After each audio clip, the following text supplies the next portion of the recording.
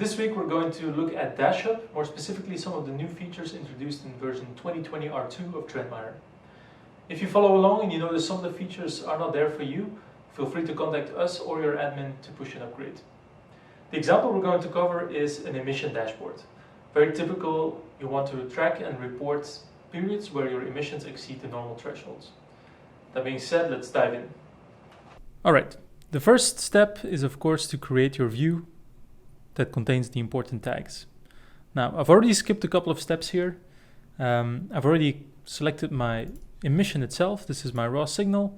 And then I added two filtered signals. I added a 30-minute moving filter, moving average filter, and a 24-hour moving average filter. Those are typically two time ranges that you want to track. What are my emissions on average over 30 minutes, and what are my daily emissions?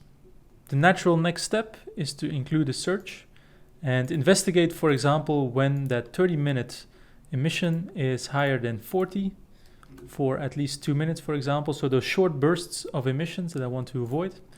And I notice I have 17 of those results in my dataset. My dataset is about 6 months long, as you can see at the bottom.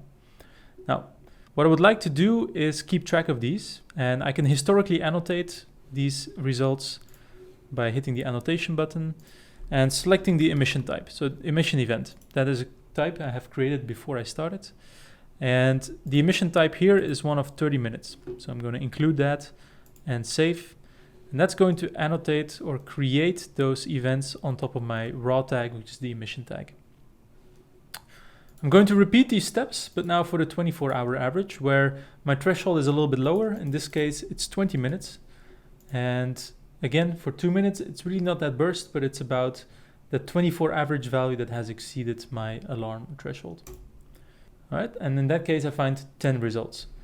You notice that in terms of lengths, they're typically about 15 to 20 hours long. There's a couple of shorter results in there, but not too many. It's typically a longer result, so a longer window where my emissions were not in control. Very similarly, I'm going to hit annotate and historically annotate these events as being emission events. Emission type in this case 24 hours, and I'll hit save, and that's going to also add those annotations on top of my tag. Now, if I want to distinguish between these events, all I would have to do is go into ContextHub and create a view here that contains just that component. So it's going to be a NOx emission tag. I'm going to select that one, and it's not in the last 8 hours, but it's, for example, in the last 6 months. So I'm going to create a custom filter here from March to August.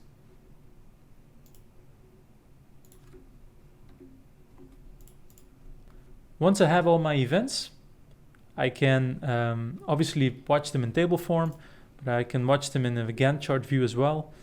And one of the cool new features in ContextHub, not the topic of today, but I just want to show you, is I can break this down by context field. So if I now look at emission type, I'm going to see where my 30-minute and my 24-minute events have been historically located.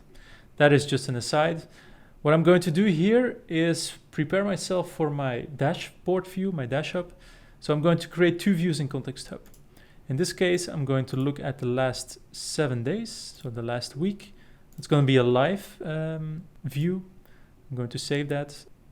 I'm going to add one more filter. I'm going to also use that emission type. Emission type equals 30 minutes first. I'm going to add that as last 7-day 30-minute emission events. And I'm going to add that to my work of Tutorial Thursday. I'm going to hit save. And now I'm going to create a second view with just one change. In this case, the 24 hours is what I want, not the 30 minutes.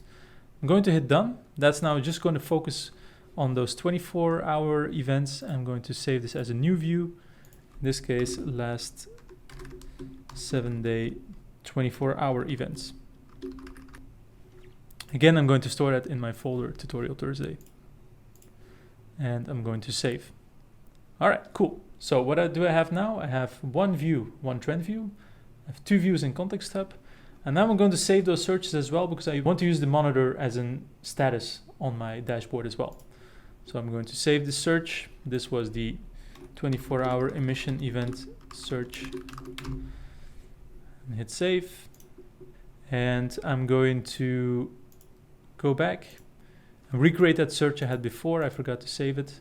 So whenever that is higher than 40 for 2 minutes, that's going to be my 30-minute emission event. All right, going to save those two. And very quickly, I'm going to configure them as monitors. So I'm going to come in here. In this case, I'm actually not interested in getting an email for this. I do want to get the context items because I want to keep that ContextHub view up to date. And I'm going to add that to my NOx emission. The type is going to be an emission event. And the emission type itself is going to be 30 minutes. I'm going to leave everything else blank. I'm going to hit save and turn this one on. And then for the 24 hours, I'm going to do it something very similar. I'm going to create that context item again on the NOx emission. Type is going to be an emission event again, but the type of the emission is 24 hours. And again, I'm going to hit save. Now TrendMiner is going to watch this in the background and it's going to add context items whenever an event like this is detected. All right, I now have all my ingredients. I've got my tags, I got my view, I have my ContextHub views, and I got my monitors, so I can build a full-fledged dashboard now. So I'm going to go into DashHub, and I'm going to start here by creating a new dashboard, and I'm going to add some tiles. TrendMiner dashboards and DashHub are based on individual tiles. You can combine, mix and match however you see fit. So I'm going to add a new tile, and it's going to be a TrendHub view first. So I'm going to first add my view. It's going to be emission tags as a title. I'm free to choose whatever. And the view I'm going to link to it is the view I had saved before, so my emission overview. All I have to do is hit select and add this new tile. And this view is now visible on my dashboard. I can make this a little bit bigger or smaller. I'm going to hide one tag there. So now I'm just looking at the 30-minute average, the 24-hour average, and my two thresholds, 20 and 40, that I'm interested in. All right. Next thing I want to add is what is currently happening. So what is my monitor doing right now? I'm going to add a new tile again. I'm going to link a monitor. And this is going to be, first of all, the 30-minute emission status. The monitor I'm going to link to it is that 30-minute emission event. When it's triggered, it's going to be red and an exclamation mark. When it's not triggered, it's going to be green and a check mark. That's fine. I'm going to add this tile. Currently, we're doing fine. I'm going to add a new tile. Very similar, very the same. 24-hour emission status. And I'm going to link it now to the 24-hour emissions. Configuration is the same, triggered, not triggered, red and green. Also here, we're doing good. All right, what else do I want to add to my dashboard? Well, two more things. First of all, I want a counter of the events in the last 7 days. That's why we created those ContextHub views before. I want to see how many times in the last 7 days on a moving window was I outside of those limits. Because when I come back maybe on Monday, I want to check how the last week was. I want to report on that. That might be one of my common activities. I want to know that, and I want to just have to click on this and see what's going on. So I'm going to add a new tile, and it's going to be a ContextHub view count in this case. Number of 30-minute emission events. And when I hit choose a view now, it's going to filter out the ContextHub views only. So when I go back into Tutorial Thursday folder, I can check the last 7 days 30-minute events. That's what I had before. All right, add new tile. So you see there was one that corresponds to that one little element on the Gantt chart we saw before. And in terms of the 24-hour events, I'm going to look for the number of 24-hour emission events. And instead of the 30-minute, I'm going to link it to the 24-hour emissions. There we go.